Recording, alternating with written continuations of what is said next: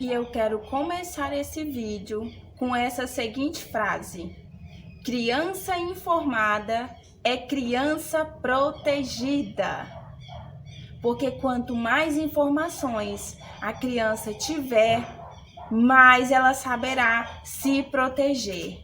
Então, o primeiro passo para a sua criança se proteger contra o abuso sexual é ensinando sobre as partes íntimas, o que são, para que serve, ensine os nomes.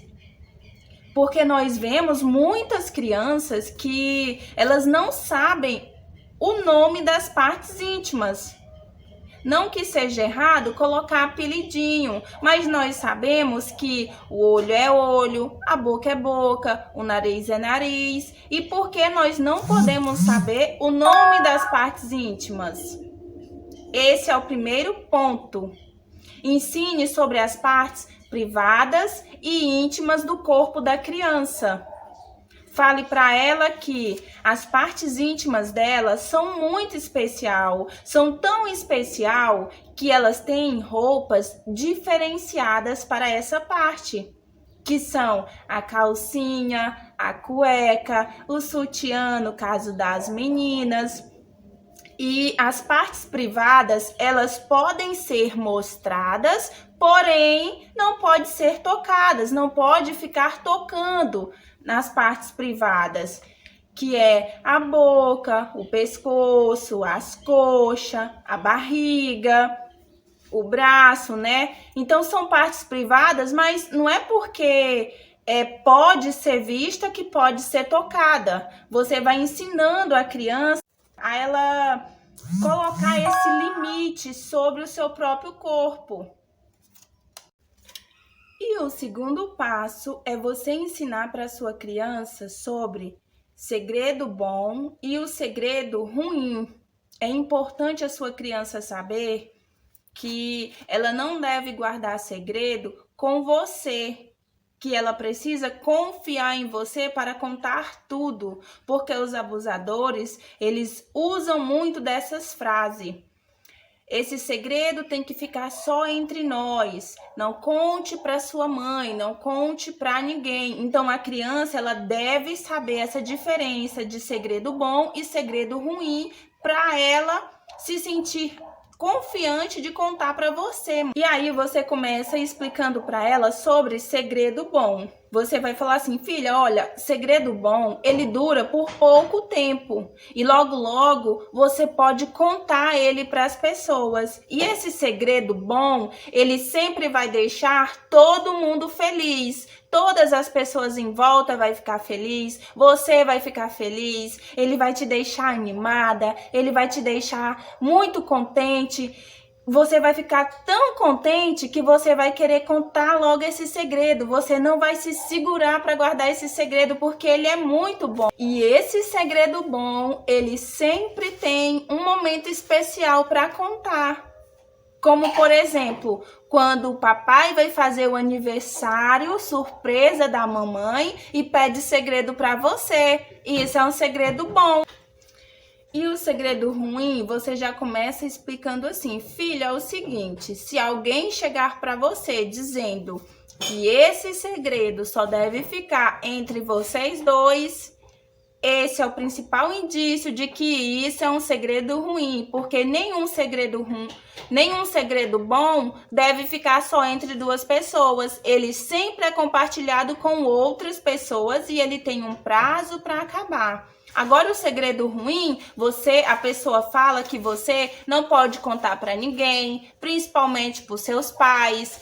Esse segredo ruim vai te causar medo, vai te causar angústia, vai te causar dor. Coisas boas não precisa ficar em segredo, filho, por muito tempo. Então, fique atento com esse segredo que alguém quiser te contar. Então, você vai ensinar para sua criança o toque do sim e o toque do não. Você vai ensinar para ela aonde no corpo dela alguém pode tocar e como pode tocar. Você vai ensinar a criança a colocar esse limite no seu corpo, vai ensinar para ela que as partes do seu corpo não devem ser tocadas de maneira desrespeitosa. Ninguém tocar em suas partes privadas e íntimas, e que mesmo que a pessoa peça, mesmo que a pessoa autorize a criança a tocar no corpo dela, a criança deve recusar, porque ela não pode tocar no corpo do outro e nem o outro tocar no corpo dela. Então você vai passar essa orientação para a criança.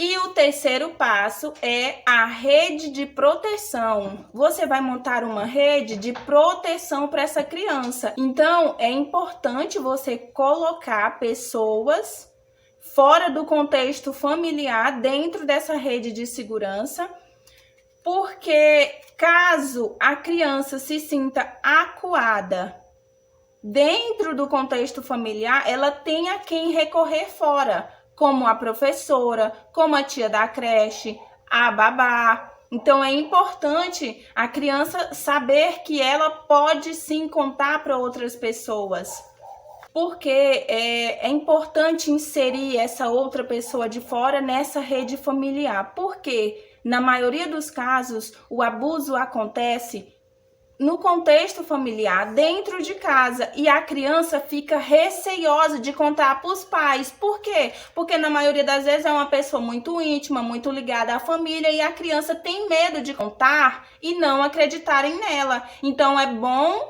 a criança saber que ela pode contar com outra pessoa de fora. E deixe claro para o seu filho que nem mesmo as pessoas que estão na rede de segurança dela podem tocar nas partes privadas e íntimas do seu corpo. Você deve ensinar para a criança em que contexto as pessoas da rede de segurança podem tocar em suas partes íntimas, que vai ser, por exemplo, o médico, a enfermeira, a babá, ou a vovó, caso não tenha babá, ou a mamãe também, né? Qual é a situação que as pessoas podem tocar nas suas partes íntimas, filho? Caso você esteja doente e precise levar no médico, ele precise examinar a sua parte íntima. A enfermeira, na hora de colocar um remédio, passar uma pomada, também. A babá pode lhe auxiliar no banho, ajudando você a lavar a sua parte íntima, ou a vovó, a mamãe também. Só podemos tocar nas suas partes íntimas, filho, para observar se tá dodói, para te auxiliar no banho e passar um remedinho. E isso vai ser coisa rápida, e isso também, se for médico, enfermeiro, outra pessoa de fora, sempre vai ser com outros adultos observando. O médico, por exemplo, não vai tocar na sua parte íntima só você sozinho no consultório. Provavelmente vai ter um responsável ali junto do médico. Nunca vai ser sozinho, filho. O nosso corpo, ele é especial e nós devemos cuidar dele com carinho. Nós não podemos deixar que outras pessoas toquem no nosso corpo de forma que nos incomode ou escondido. E aí você já vai ensinando os limites corporal para a criança. E o quarto passo é: ensine a sua criança o que é abuso. Fale sem medo. Você não vai traumatizar a sua criança, você não vai erotizar a sua criança. Use as palavras adequadas para a idade. Muito cuidado também para não colocar pavor na criança, e a criança, ao invés de saber se defender do abuso, ela vai ficar traumatizada com medo. Gente, a pesquisa recente que saiu do Disque 100 aponta que 90% dos casos de abuso acontecem no contexto intrafamiliar. Ou seja, são sempre pessoas do convívio da criança, pessoas que estão ali inseridas no ambiente familiar da criança que praticam esses abusos sexuais.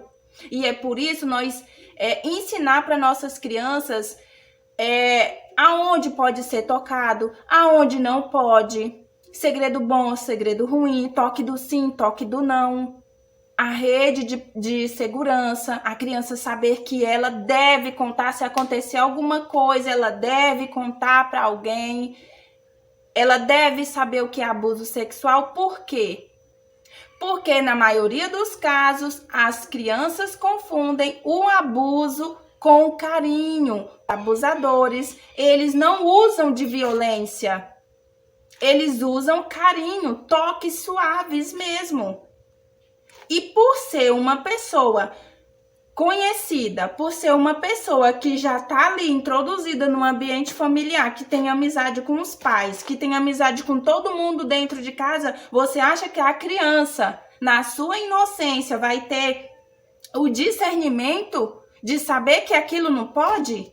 Se ela não é ensinada que aquilo não pode? Então, esse é o seu papel como pai, como responsável, ensinar para a sua criança sobre os limites corporais.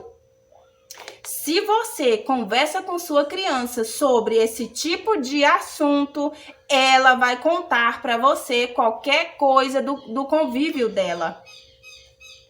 Agora, se esse tipo de assunto é um assunto proibido dentro da sua casa, como que a sua criança vai chegar trazendo para você esse tipo de assunto? Se a criança faz perguntas, porque a partir dos 4 anos a criança começa ali as curiosidades delas, né? E aí ela te faz perguntas, ela quer saber como ela nasceu, da onde que ela veio, como ela foi parar na sua barriga, e você diz que isso não é assunto para a criança? Se ela for abusada, ela vai contar para você? Provavelmente não. Quando você inicia a falar sobre espiritualidade com seu filho? Desde pequenininho você ensina sobre o fim do mundo, sobre a vinda de Jesus, sobre Jesus, né? Desde bem bebezinho você começa a ensinar, você começa a levar a criança para a igreja, coloca ali, ensina para ela, introduzindo essa espiritualidade na criança. Bem pequeno também você já começa a colocar na creche, na escola, para quê? Para ser alfabetizada. Porque quando falamos de educação sexual, nós temos que atrasar esse aprendizado. Nós relutamos de ensinar para as crianças sobre educação sexual porque nós já viemos de uma geração assim e por isso nós relutamos em passar essas informações para as crianças, até porque nós achamos que as crianças elas não têm sexualidade, que a sexualidade delas só começa a partir dos 12, 13 anos. Isso não é verdade.